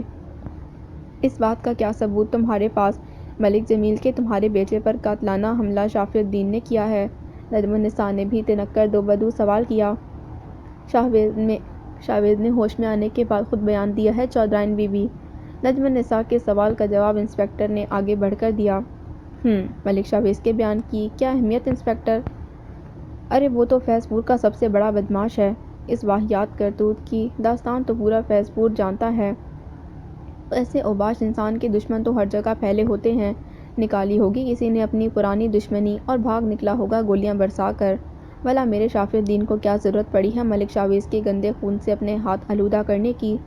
نجم النساء کے لہجے میں ملکوں کے لیے نفرت ہی نہیں حقارت بھی چیخ کر اپنے ہونے کا احساس دلا رہی تھی۔ حویلی میں مچتے شور اور بحث کی آواز سن کر انیسہ اور سبین بھی اپنے کمرے سے باہر نکل آئیں۔ ملک جمیل کو پولیس کے ساتھ لاؤنج میں کھڑا پا کر سبین نے حیرانگی سے انیسہ کو دیکھ کر اشارے میں سوال کیا۔ انیسہ اسے خاموشی کا اشارہ کر کے ملک جمیل کی جانب متوجہ ہو گئی۔ ٹھیک اسی پل شمع بھی ملازمہ کی اطلاع پر اپنے کمرے سے باہر نکلی۔ سبین کی نظر اتفاقاً اس پر پڑی تو چہرے پر تناؤ پھیلتا چلا گیا۔ تمہارا دعویٰ ہے کہ ملک شاویز نے تمہیں چھوا تک نہیں؟ کیسے روکا ہوگا تم نے اپنے حسن کے ساتھ اس حیوان کو؟ میں بہت اچھی طرح سے اسے جانتی ہوں شمع بی بی، اس کے ہتھے چڑھنے والی کوئی بھی لڑکی اپنے ناموس پر فخر کرنے کے قابل نہیں رہتی۔ میں خوش نصیب تھی کہ مجھے حذیفہ نے اس شیطان سے بچا لیا، مگر تم انتہائی بد نصیب ہو شمع کہ تم سے بے تحاشا محبت کرنے کے باوجود حذیفہ تمہیں ملک شاویز کے چنگل سے محفوظ نہ کر سکا، اور تمہارے نصیب میں لکھی بدنامی کی یہ سیاہی کا رنگ میں کبھی مانند پڑنے نہیں دوں گی۔ میں حذیفہ کے دل میں تمہارے لیے اس قدر نفرت بھر دوں گی کہ تمہارے لیے اس کا ساتھ کسی عذاب سے کم ثابت نہ ہوگا۔ سبین شمع کو گھورتے دل ہی دل میں تہیا کرنے لگی۔ اس کی آنکھوں میں اس وقت شمع کے لیے نفرت ہی نفرت تھی۔ وہ نہ جانے اور کیا کیا سوچنے لگ جاتی، مگر ملک جمیل کی گرجتی آواز نے اس کے دھیان کو یکلخت اپنی جانب مبذول کر ڈالا۔ بس چودھرائن بی بی، یہ تو آپ بھی بہت اچھی طرح جانتی ہیں کہ شافی الدین نے میرے بیٹے پر حملہ کیوں کیا۔ میں نہیں چاہتا کہ شافی الدین کی بیٹی کی عزت فیض پور کی فضاؤں میں اچھلے، مگر شاید آپ اب تک حالات اور معاملات کی سنگینی کو سمجھ نہیں پائی ہیں، تبھی اس طرح کی باتیں کر کے نفرت کی آگ کو مزید بھڑکانے کی کوشش کر رہی ہیں۔ ملک جمیل کی بات پر شمع کے چہرے کا رنگ یکدم سے پھیکا پڑ گیا۔ انیسہ نے اس پل جتاتی نظروں سے شمع کو دیکھا۔ مگر شمع کی نظر ہنوز ملک جمیل پر ٹکی ہوئی تھی۔ اپنی حد میں رہو ملک جمیل، میری حویلی میں کھڑے ہو کر مجھے دھمکانے کی ہمت کہیں مہنگی نہ پڑ جائے تمہیں، اور میری پوتی کا نام اپنی زبان سے نہ نکالنا ملک جمیل۔ حویلی کی عورتوں پر نظر رکھنا تم ملکوں کا خاندانی شیوا ہے، مگر تم لوگوں کا یہ شوق نہ میں نے پہلے پورا ہونے دیا، نہ پورا ہونے دوں گی۔ نجم النساء غراتے ملک جمیل کو گھورتے ہوئے بولی۔ شاف الدین اپنے کمرے میں بیٹھے بلند آواز میں ہوتی گفتگو سن رہے تھے۔ بات حد سے بڑھنے لگی تو ایک جھٹکے سے اٹھ کر دروازہ کھول کر کمرے سے باہر نکل آئے۔ چودھرائن بی بی، آپ کی انہی شوریدہ سر باتوں نے ماضی میں بھی فساد برپا کر رکھا تھا، اور آج بھی آپ کے ارادے ویسے ہی ہیں۔ حویلی کی جس عزت اور ناموس کی بات آپ کر رہی ہیں، اسے آپ لوگوں تک بحفاظت پہنچانے والا میں ہی ہوں۔ اگر آپ شاف الدین کو چھپانے کی کوشش کریں گی تو اب تک جو میں نے آپ کی پوتی کے اغوا پر پردہ ڈالے رکھا تھا، اس پردے کو الٹنے میں دیر نہیں کروں گا۔ نجم النساء کی پرتعش باتوں پر ملک جمیل بھی غصے میں آتے ہوئے بولے۔ شمع ملک جمیل کی بات پر جی جان سے لرز اٹھی۔ اسی پل اس کی نظر کچھ فاصلے پر موجود انیسہ اور سبین کی جانب اٹھی۔ ان دونوں کی نظروں سے جھلکتا استہزاء اور تضحیک شمع کے دل کو مزید ہولا کیا۔ یا اللہ، یہ کیا ہو رہا ہے میرے ساتھ؟ یہ کس جرم کی سزا مل رہی ہے مجھے؟ بے گناہ ہو کر بھی مجھے ہر کوئی مجرم کیوں ٹھہرانے کی کوشش کر رہا ہے؟ وہ زیر لب بڑبڑاتی اپنے دل کا حال اللہ سے بیان کرنے لگی۔ میری پوتی کا اغوا؟ کیسی دیوانوں سی باتیں کر رہے ہو ملک جمیل؟ میری پوتی اپنے گھر میں موجود ہے، اپنی بے پرکیاں کہیں اور جا کر اڑاؤ۔ نجم النساء ملک جمیل کو دیکھ کر مکاری سے بولی۔ حقیقت سے مکرنے کا یہ کھیل بہت پرانا ہو چکا ہے چودھرائن بی بی۔ آپ کو کیا لگتا ہے کہ شمع کل سارا دن جب گھر سے غائب ہوئی تو کیا ہوا میں مولک رہی تھی؟ وہ کہاں تھی؟ اس کے گواہ موجود تھے۔ آپ کے لیے بہتر ہوگا کہ اس کریہ کھیل کو کھیلنے سے پرہیز کریں جس میں ہار صرف آپ کی ہے۔ ملک جمیل کے منہ توڑ جواب پر نجم النساء ایک دم سے طیش میں آ کر بولی۔ کیسا کھیل ملک جمیل؟ تم بھول رہے ہو کہ تمہارے بیٹے نے میرے پوتے کو دن دہاڑے مار پیٹ کر زخمی کر ڈالا، اور اس کے گواہ بھی میرے پاس موجود ہیں۔ میری شرافت ہے کہ جو تمہارے بیٹے پر اب تک کوئی کیس نہیں کروایا، ورنہ اس وقت تمہارا بیٹا ہسپتال میں نہیں، حوالات میں پڑا گل سڑ رہا ہوتا، اور تم یہاں منہ اٹھائے چلے آئے میرے بیٹے پر الزام لگانے۔ کوئی ثبوت لاؤ ملک جمیل، کوئی گواہ لاؤ، تب میں مانوں گی کہ میرے بیٹے نے تمہارے بیٹے پر قاتلانہ حملہ کیا ہے۔ اب جا سکتے ہو تم۔ نجم النساء اتنا کہہ کر سر جھٹکتی واپس سیڑھیاں چڑھنے لگیں۔ رک جائیں چودھرائن بی بی، سب سے بڑی گواہی تو خود ملک شاہویز کی ہے، اور پھر بھی اگر آپ ثبوت چاہتی ہیں تو یہ رہا ثبوت۔ انسپکٹر نے ایک نظر ملک جمیل کو دیکھا اور آگے بڑھ کر نجم النساء کو سپاٹ انداز میں مخاطب کرتے ایک پیکٹ میں موجود انگوٹھی آگے بڑھاتے ہوئے بولا۔ نجم النساء کے بڑھتے قدم ایک دم سے رک گئے۔ وہ بے اختیار پلٹ کر اس پیکٹ میں موجود انگوٹھی کو دیکھنے لگیں۔ یہ انگوٹھی تو پہچانتی ہیں نا آپ کے بیٹے شاف الدین کی ہے۔ یہ انگوٹھی ہمیں جائے وقوع سے ملی۔ یقیناً ملک شاہویز سے ہاتھا پائی کے دوران یہ انگوٹھی وہاں گری ہوگی، اور اس کے گرنے کا خیال خود شاف الدین کو بھی نہیں ہوگا۔ انسپکٹر نے نجم النساء کے چہرے کو بغور دیکھتے باروب لہجے میں کہا۔ نجم النساء کے چہرے کا رنگ متغیر ہو چلا۔ انہوں نے بے ساختہ نظریں اٹھا کر بالائی منزل پر شاف الدین کے کمرے کی جانب دیکھا۔ شاف الدین کمرے کے باہر کھڑا مضطرب سا اپنے ہاتھوں اور کبھی نجم النساء کی جانب دیکھ رہا تھا۔ میرے خیال سے اتنا ثبوت کافی ہے آپ کے اطمینان کے لیے۔ اب بلائیے شاف الدین کو، ورنہ مجبوراً مجھے شاف الدین کو گرفتار کرنے کے لیے پولیس کی نفری حویلی میں بھیجنی پڑے گی۔ انسپکٹر نے طنزی انداز میں نجم النساء اور پھر حویلی کی جانب دیکھتے ہوئے کہا۔ اس کی ضرورت نہیں ہے انسپکٹر، میں تمہارے ساتھ چلنے کو تیار ہوں، شاف الدین نے سیڑھیاں اترتے مستحکم لہجے میں کہا۔ انسپکٹر آگے بڑھ کر شاف الدین کو ہتھکڑیاں لگانے لگا۔ شمع سے یہ منظر نہ دیکھا گیا۔ وہ بے اختیار سیڑھیاں اترتی نیچے آ کر ملک جمیل کے سامنے جا کھڑی ہوئی۔ پلیز، ایک احسان آپ نے میری عزت کی حفاظت کر کے میری ذات پر کیا، ایک احسان آپ میرے بابا کو معاف کر کے کر دیں۔ وہ ہاتھ جوڑے ملک جمیل کو ڈبڈبائی آنکھوں سے دیکھتے فریاد کرنے لگی۔ ملک جمیل کو لگا جیسے کسی نے ان کا دل مٹھی میں لے لیا ہو۔ قبل از وہ کچھ کہتے شاف الدین نے سخت لہجے میں شمع کو دیکھ کر کھرکا۔ تم یہاں سے جاؤ شمع۔ باپ کی ڈانٹ پر شمع گھبرا کر بے ساختہ چند قدم پیچھے جا ہٹی۔ تمہارے بیٹے کو مارنے کی کوشش میں نے ہی کی تھی ملک جمیل، اور افسوس مجھے صرف اس بات کا ہے کہ اتنی گولیاں کھانے کے بعد بھی وہ کمبخت زندہ بچ نکلا۔ شاف الدین نے ملک جمیل کے روبرو ہو کر آہستہ مگر سفاک لہجے میں کہا۔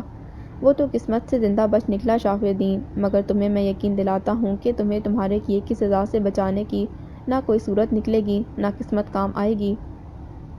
تمہیں میں ہر حال میں سزا دلا کر ہی رہوں گا شاف الدین۔ ملک جمیل نے دانت کچکچاتے اپنی بات مکمل کی اور لمبے لمبے ڈگ بھرتے حویلی سے باہر نکل گئے۔ یہ تم نے کیا کیا شافی الدین؟ اپنے کیے کا یوں اعلان کرنے کی ضرورت کیا تھی تمہیں؟ نجم النساء نے کڑے تیوروں سے شافی الدین کو دیکھتے سوال کیا۔ اماں، جو میں نے کیا ہے اس پر مجھے کوئی پچھتاوا نہیں ہے۔ اس کمینے نے میری بیٹی، میرے فخر، میری عزت پر ہاتھ ڈالا تھا، میں اسے زندہ کیسے چھوڑ سکتا تھا؟ مجھے اگر کسی بات کا پچھتاوا ہے تو صرف ملک شہباز کے زندہ ہونے پر ہے، اپنے کیے پر نہیں۔ شافی الدین مضبوط لہجے میں شمع کو دیکھ کر اپنی ماں سے مخاطب ہوئے۔ پولیس انسپکٹر کی مدیت میں انہیں ہتھکڑیاں لگائی جا چکی تھیں۔ شافی الدین صاحب، جس دیدہ دلیری سے اپنے جرم کا اقرار آپ نے یہاں کیا ہے، غیرت مند ہو تو بالکل اسی طرح عدالت میں بھی اپنے جرم کا اقرار کرنا۔ انسپکٹر نے طنزی انداز میں مسکرا کر شافی الدین کو دیکھ کر کہا اور سپاہیوں کو شافی الدین کو اپنے ہمراہ حویلی سے باہر لے جانے کا اشارہ کرتے وہاں سے نکل گیا۔ سپاہی شافی الدین کو حراست میں لیے حویلی سے باہر چلے گئے۔ بابا! شمع باپ کو پکارتے نڈھال سی صوفے پر ڈھہ گئی۔ شمع میری بچی! نجم النساء بے اختیار شمع کی جانب بڑھیں۔ تمہیں یہ حرکت بہت مہنگی پڑنے والی ہے انسپکٹر، بہت غرور ہے تمہیں اپنی اس سرکاری ملازمت پر۔ میرے بیٹے کو گرفتار کرنے کی جرأت تمہیں اس ملازمت سے ہاتھ دھو کر ادا کرنی پڑے گی۔ حویلی والوں کے سر رسوخ کا اندازہ تمہیں اب تک نہیں ہو سکا، تبھی اتنی سنگین غلطی کر گئے، مگر فکر نہ کرو، نجم النساء بہت جلد تمہیں تمہاری اس غلطی کا احساس دلا دے گی۔ شمع کو ہوش میں لانے کے ساتھ ساتھ ملازمین کو آوازیں دیتے نجم النساء کے دل میں انتقام کی آگ بری طرح بھڑک اٹھی تھی۔ کیسا وقت آن پڑا ہے کہ حویلی کے بیٹے کو پولیس حویلی سے گرفتار کر کے لے جائے گی۔ ملک فیاض، تمہارے پوتے نے جو الزام میرے بیٹے پر لگایا ہے، اس کا خمیازہ تمہیں ہی نہیں تمہاری نسلوں کو بھی بھگتنا پڑے گا۔ نجم النساء غیظ و غضب کے عالم میں ملک فیاض سے مخاطب تھیں۔ ملک شہباز کے بیان پر پولیس کچھ دیر قبل ہی حویلی سے شافی الدین کو اقدام قتل کے الزام میں گرفتار کر کے لے جا چکی تھی۔ شافی الدین کی یوں گرفتاری پر نجم النساء انتہائی بھپرے انداز میں ملک فیاض کے گھر پہنچی تھیں۔ ظلم نہیں نجم النساء بی بی، شافی الدین نے میرے پوتے پر گولیاں برسائی ہیں، اسے جان سے مارنے کی کوشش کی ہے، اللہ میرے پوتے کو زندگی دے، مگر نجم النساء بی بی، جو حرکت تمہارے بیٹے نے کی ہے اس کا خمیازہ تمہاری نسلوں کو بھگتتا ابھی میں دیکھ رہا ہوں۔ ملک فیاض بھی گرجتے برستے نجم النساء کے روبرو آ کھڑے ہوئے۔ تمہارے پوتے نے میرے گھر کی عزت خراب کرنے کی کوشش کی، میرے پوتے پر جان لیوا حملہ کیا اور پوتی کو اٹھا کر لے گیا۔ اس کے ان گناہوں کے نتیجے میں شافی الدین اسے کیا پھولوں کے ہار پہناتا؟ نجم النساء نے حقارت آمیز انداز میں ملک فیاض کو دیکھتے ہاتھ لہراتے بلند آواز میں کہا۔ ٹھیک اسی پل ملک جمیل اندر داخل ہوئے۔ سامنے موجود اپنے ازلی تکبر اور گھمنڈ کے ساتھ کھڑی نجم النساء کو دیکھ کر ان کے ماتھے پر بل پڑے تھے۔ نویرہ گمسم سی لان میں گلاب کے پودے کے پاس کھڑی علیان کے فیض پور جانے کے فیصلے کے متعلق سوچ رہی تھی۔ وہ جب بھی کسی بات پر پریشان ہوتی گھر کے چھوٹے سے باغیچے میں وقت گزارتی۔ خوش رنگ پھولوں سے سجا مختصر سا باغیچہ اپنی تر و تازگی کا احساس اس کے رگ و پے میں اتارتا تو اس کے حواسوں پر چھائی کثافت رفتہ رفتہ معدوم ہوتی چلی جاتی۔ مگر آج معاملہ الگ تھا۔ وہ حذیفہ کے فیصلے کو لے کر اس قدر پریشان تھی کہ پھولوں کی تازگی کا احساس اس کے اندر اپنا جادو جگانے سے قاصر تھا۔ وہ اپنے سوچ اور خیال میں اس قدر غرق تھی کہ علیان کے باغیچے میں آنے کی اسے خبر بھی نہ ہو سکی۔ علیان، تم ایسا کیسے کر سکتے ہو؟ سب کچھ جانتے ہوئے بھی کیسے تم نے پھپھو کے ساتھ فیض پور جانے کا فیصلہ کر لیا؟ وہ اپنے سوچوں میں غلطاں جھنجھلائے انداز میں زیر لب بڑبڑانے لگی، اس بات سے بے خبر کہ اس کی یہ فکر پریشانی علیان کی سماعتوں سے لمحہ بھر میں دستک دے چکی ہے۔ تم بہت اچھی طرح جانتے ہو کہ فیض پور سے تعلق جوڑنا ہم میں سے کسی کے لیے بھی خوش آئند نہیں، اور اس کے باوجود تم پھوپھا کے ساتھ فیض پور جانے کے لیے تیار ہو۔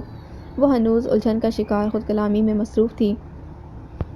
تمہیں پھوپھا کو روکنا چاہیے تھا علی، مگر تم، وہ ضد سے انداز میں بلند آواز میں بڑبڑاتے ہوئے پلٹی اور علیان کو سامنے بڑے مطمئن سے انداز میں سینے پر ہاتھ باندھے کھڑا دیکھ کر بری طرح ٹھٹک اٹھی۔ وہ یک ٹک اسے دیکھ رہا تھا۔ علی! وہ اس کی گہری نظروں سے گھبرا کر پکارتے اس کی جانب بڑھی۔ تم کیوں جا رہے ہو فیض پور؟ نویرہ روحانسی اسے دیکھتے ہوئے کہنے لگی۔ ماما کی خاطر، تمہاری خاطر نوری، میری دنیا بابا اور تم دونوں کی میری دنیا بابا اور تم دونوں کی ذات سے مکمل ہوتی ہے، اور تم لوگوں کی خاطر مجھے فیض پور جانا ہوگا۔ علیان نویرہ کا ہاتھ تھام کر نرم لہجے میں سمجھانے لگا۔ ہماری خاطر کیسے علی؟ ہماری خاطر فیض پور جانا کیوں ضروری ہے؟ کیوں نہیں سمجھ رہے ہو تم کہ فیض پور سے دوری ہی ہم سب کے حق میں بہتر ہے؟ نویرہ ضد سی اسے دیکھتے ہوئے سوال کرنے لگی۔ سمجھتا ہوں، میں یہ بات سمجھتا ہوں نوری، مگر بابا نہیں سمجھ رہے۔ وہ اس کے سوال پر بے بس ہو کر بولا، تو پھپھا کو سمجھاؤ نا علی، انہیں روکو فیض پور جانے سے، صرف تم ہو جو انہیں اس فیصلے سے باز رکھ سکتے ہو۔ نویرہ تیزی سے بولی، نوری تمہیں لگتا ہے کہ میرے روکنے سے رک جائیں گے؟ وہ اس وقت جس جذباتی کیفیت کا شکار ہیں، فیض پور جائے بنا ان کا گزارا ممکن نہیں۔ میں بابا کے مزاج اور فطرت سے واقف ہوں، جس بات کی انہیں ضد ہو جائے وہ اسے کسی صورت پیچھے نہیں ہٹتے۔ علیان اپنی بات پر زور دیتے نویرہ کو سمجھانے لگا، تمہاری اس بات سے میں یہ سمجھوں علی کہ تم نے پھپھا کی ضد کے آگے ہار مان لی؟ نویرہ اسے بے یقینی سے دیکھتے ہوئے بولی، تمہیں لگتا ہے کہ میں ہار ماننے والوں میں سے ہوں؟ علیان نے بے ساختہ اس کی آنکھوں میں جھانکتے سوال کیا۔ نویرہ بے اختیار نفی میں سر ہلا گئی، تو پھر اتنی بے یقینی کیوں؟ علیان نے اس کے یوں نفی میں سر ہلانے پر بے اختیار مسکراتے سوال کیا۔ ڈر لگتا ہے علی، فیض پور کہیں تمہیں مجھ سے دور نہ کر ڈالے۔ نویرہ ایک بار پھر روحان سی ہو گئی، مجھے بھی یہی خدشہ ستاتا ہے نوری کہ فیض پور کہیں مجھ سے، میرے اپنوں کو، میری محبت کو دور نہ کر ڈالے، اور انہی خدشات کو دور کرنے کے لیے میں نے فیض پور جانے کا فیصلہ کیا ہے۔ علیان نے مضبوط مگر دو معنی لہجے میں جواب دیا۔ کیا مطلب علی؟ نویرہ اسے ناسمجھی سے دیکھنے لگی۔ میں چاہ کر بھی بابا کو اس وقت فیض پور جانے سے روک نہیں سکتا، خاص طور پر اس صورتحال میں کہ جب ان کے بڑے بھائی نے خاص درخواست کرتے انہیں فیض پور بلایا ہے۔ نوری میں جانتا ہوں انہیں، وہ ہر حال میں فیض پور جائیں گے، اور میں نہیں جانتا کہ وہاں کے حالات اور معاملات، حتیٰ کہ ان لوگوں کی سوچ بھی نہیں جانتا کہ ہمارے حوالے سے کیا ہے۔ خوف مجھے اس بات کا ستا رہا ہے کہ بابا وہاں جا کر اپنی اس جذباتی کیفیت میں ہم سب کے متعلق کوئی ایسا فیصلہ نہ کر بیٹھیں جس کے برے اثرات ہم سب کی زندگیوں سے خوشیوں کو کھاتے چلے جائیں۔ انہیں اس طرح کے کسی بھی فیصلے سے روکنے کے لیے، ہم سب کی خوشیوں کی بقا کے لیے ان کے ساتھ فیض پور جا رہا ہوں۔ علیان نے انتہائی مفصل انداز میں اپنے فیض پور جانے کا مقصد نویرہ کے سامنے بیان کر ڈالا۔ لیکن علی، ایسا نہ ہو کہ ہماری خوشیوں کی بقا کے لیے لڑتے لڑتے ہماری زندگیاں داؤں پر لگ جائیں۔ نویرہ کا اندیشوں سے لبریز لہجہ علیان کو بری طرح چونکا ڈالا۔ ایسا نہیں ہوگا نوری، میں یہ کسی صورت نہیں ہونے دوں گا۔ علیان نے چند ثانیے تک نویرہ کو خاموش نگاہوں سے دیکھا اور مضبوط لہجے میں گویا ہوا، یہ کیا غضب کیا ہے شاف الدین نے اماں؟ اگر اس نے ملک جمیل کے بیٹے پر حملہ کر ہی ڈالا تھا تو ضروری تھا کیا اپنی حرکت کا اقرار یوں پولیس اور ملک جمیل کے سامنے اعلان کرنے کا؟ آفاق الدین چھوٹے بھائی کی گرفتاری کی خبر سنتے ہی حویلی پہنچے اور تمام رودات سن کر غصے سے پیچ و تاب کھاتے ماں سے مخاطب ہوئے، ارے باغیرت ہے میرا بچہ، اپنی عزت کو داغدار کرنے والے کو بخشتا نہیں۔ جو ملک جمیل کے پوتے نے بیج بو دیا ہے وہی کاٹا ہے ملک جمیل نے۔ نجم النساء اپنی بڑائی و تکبر کے زوم میں کہتی چلی گئیں، بس کر دیں اماں، آپ کے انہی بڑھاووں نے شاف الدین کو اس حال تک پہنچایا ہے، اور اب بھی آپ ہوش کے ناخن نہیں لے رہی۔ وہ ماں کی بات پر ایک دم سے بدک اٹھے، آفاق الدین یہ کس لہجے میں تم مجھ سے مخاطب ہو؟ نجم النساء بیٹے کی اس حرکت پر غصے سے چراغ پا ہوتے بھڑک اٹھیں، اماں آپ کو شاید اب تک اندازہ نہیں ہے کہ ہم کس قدر خطرناک صورتحال میں گھر چکے ہیں، اور شاید آپ ابھی تک ماضی میں جی رہی ہیں، تبھی ملکوں کے خاندان کو اس قدر کمزور سمجھ رہی ہیں۔ شاید آپ کو اندازہ نہیں کہ شہر جا کر ملک جمیل سیاسی حلقوں سے روابط بڑھا کر فیض پور میں اپنی بنیادیں کافی مضبوط کر چکا ہے، اور شافے کا اس کے بیٹے پر قاتلانہ حملہ اور سرعام اس کا اعلان کرنا ہم سب کو کتنا مہنگا پڑنے والا ہے۔ آفاق الدین ماں کو معاملے کی سنگینی کا احساس دلاتے ہوئے بولے، جب تم یہ سب جانتے ہو آفاق، تو اس مشکل صورتحال سے نکلنے کے لیے کوئی تدبیر ڈھونڈو، کوئی راہ نکالو، کسی سے رابطہ کرو۔ نجم النساء کو پہلی بار ملکوں کی بڑھتی ہوئی طاقت کا اندازہ ہوا تھا، وہ پریشانی سے گویا ہوئیں۔ کیا ہے میں نے رابطہ؟ آفاق الدین نے ماں کو بغور دیکھتے آہستگی سے کہا، اچھا کس سے کیا ہے رابطہ؟ نجم النساء نے پرتجسس لہجے میں سرعت سے جواب دیا، سلطان سے۔ آفاق الدین نے ماں کے چہرے کو بغور دیکھتے جواب دیا، سلطان سے؟ نجم النساء کے چہرے پر بے یقینی ہی بے یقینی تھی۔ ہاں، اور وہ بہت جلد فیض پور آ رہا ہے۔ آفاق الدین کو دی جانے والی خبر صرف نجم النساء کی ہی نہیں بلکہ بالائی منزل پر کھڑی ان دونوں کی باتیں سنتی انیسہ کے حواسوں پر بھی بم گرا گئی تھی۔